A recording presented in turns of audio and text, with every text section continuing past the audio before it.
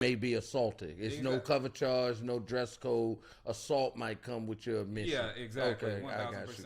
So that's why I'm just like, okay, if I want my clientele to be comfortable and have a good time, I'm going to charge. But also, a big thing that a lot of people forget is when you're a promoter, you want to have a lot of ladies in your party. That's the icing on the cake. That's the icing on the cake.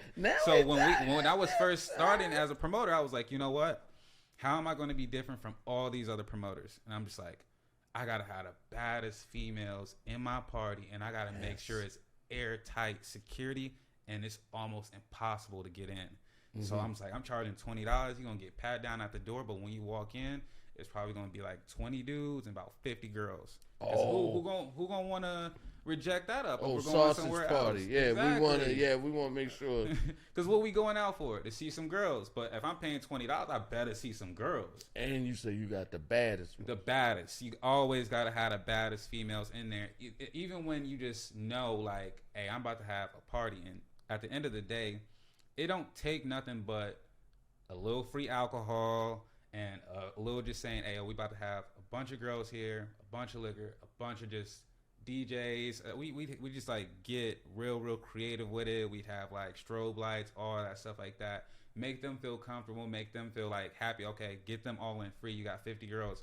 Now you start to charge the dudes because what dude gonna say no? Yeah, I'm gonna pay for a room full of women. Yeah, exactly. I'm gonna pay to get into or you can go to these other parties, but none of these other parties was having girls there. So then we really started to divide the talents away and everything, all the different promoters. And me in my head, I'm like, I want to get the best DJs.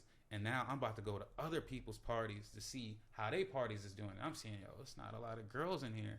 So I'm just picking promoters who know how to bring girls. Because when you got a team full of dudes, he can bring 10 girls, he can bring 10 girls. It's just like, okay, now we talking. Now we got more people coming. And it just like, it got so bad because we would be having these parties and within like 30 minutes, we already got 100 people in the door. So it's like, everybody would sit back and say like, yo, your parties get shut down within an hour, 2 hours, but I ain't never seen that many females in a party before, and it was lit in there, so I had a good time. I don't even care. When's your next one? And that's when you start to really, what's your Snapchat? What's this? And then you start to network, and then you just start to really build your clientele, and then you like, they turn a certain age, they turn 21 now, it's time to go to the 21 plus clubs. Now you got this thing where you got tables and everything like that, and it's like, the reason why a promoter is so important is because you got these people who have like a table that's like $5,000 and everything. They spend it to get in the club, and it's literally nothing but dudes there.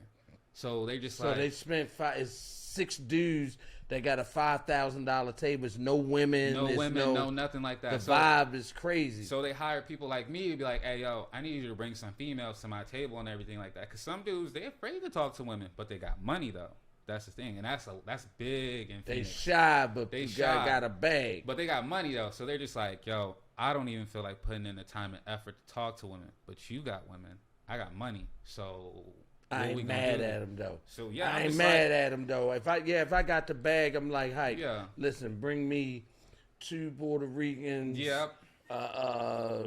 African American and an Asian. Whole whatever. Yeah, I got me and my boys in town and everything. Yeah. We trying to have fun. We trying to have a good time. All right, cool. Let me go get those. Hey, hit up your list, your clientele. Hey, I got these dudes from out of state.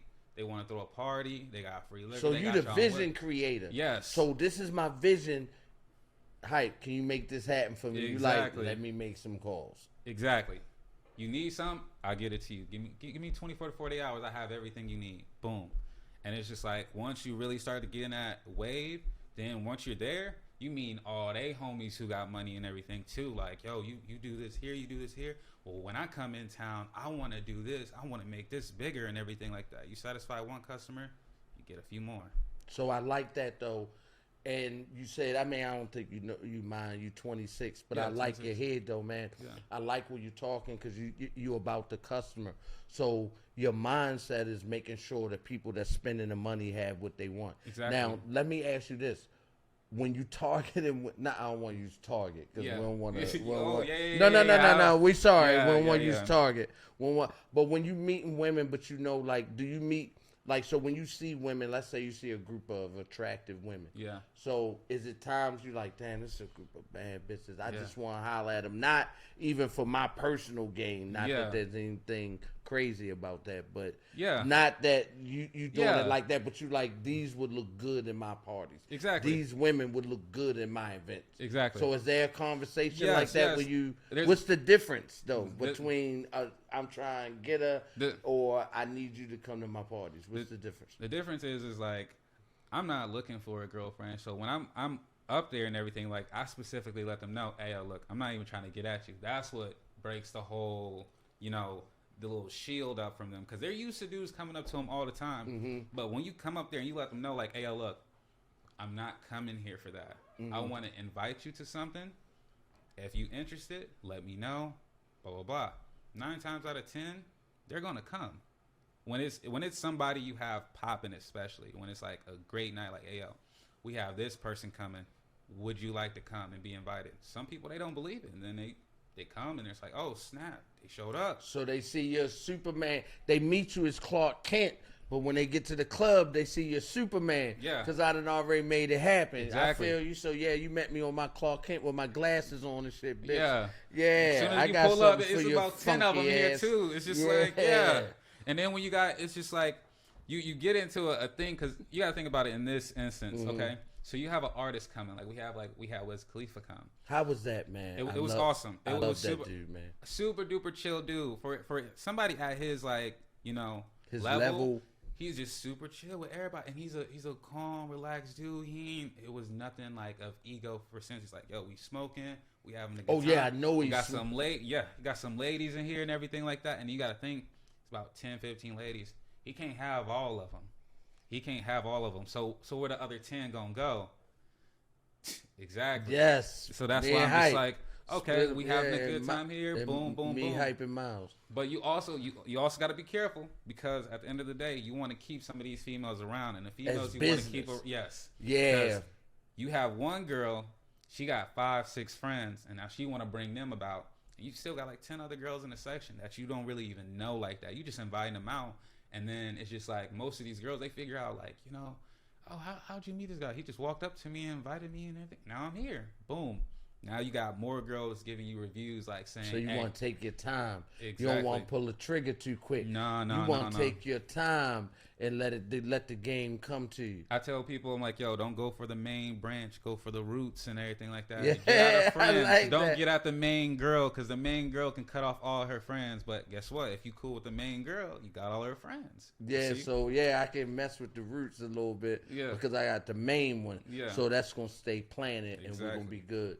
So I get that. So listen, so basically we mentioned Wiz Khalifa, right? Yes, Wiz. I love him, man. He seemed like such a sweet boy, man. As much weed as he smoked, I love that guy, man. Listen, anybody that smoked that much weed got to be a good person, bro. I'm convinced. I'm just convinced. Nothing to be mad about. When you smoking. Yeah, when you smoke, it don't seem like he be in a bad mood. Feel like he always in a negotiating manner. Like, you know, we could work anything out over this weed. Exactly. So I feel like that.